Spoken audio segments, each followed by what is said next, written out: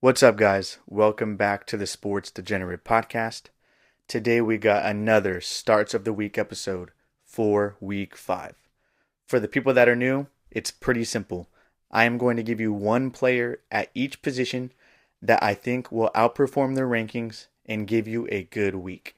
And none of these guys are must-start players. A quick recap of last week. We had a great week. We went 4 for 4. I gave you Geno Smith. He had 23 points, which is a success. I gave you Tony Pollard for running back. He had 18 points. Great. JSN, Jackson Smith-Njigba, was the wide receiver I gave you. He had 13 points, which is a good week. And then Zach Ertz was the tight end. He had 7 points. And for a tight end in 2024, that is a good week. So let's try to go 4 for 4 again this week. Let's hop into it. Let's start off with quarterback. So I picked a quarterback ranked outside the top 12 on Fantasy Pros. We got Trevor Lawrence. Last week was the only week this season where Lawrence had over 15 points, but the Jaguars offense looked like an NFL offense for the first time all year. This week, he plays the Colts, which is a great matchup for quarterbacks.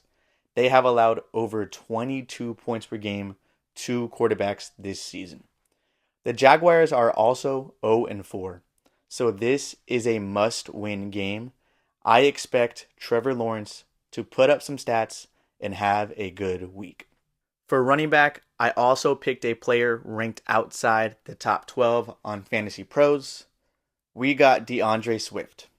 He's also been awful all year until last week. He hadn't even topped 10 points until week 4.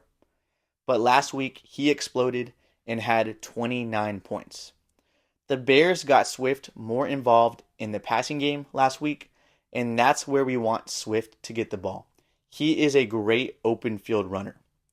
This week, Swift plays the Panthers, who have allowed 4 running backs to get over 15 points this season already.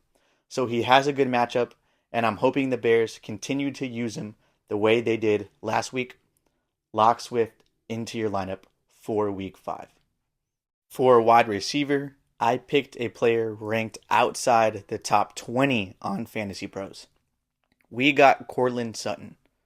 This one is a little gross because we are putting our trust in Bo Nix, but surprisingly, Sutton has put up solid fantasy numbers this season.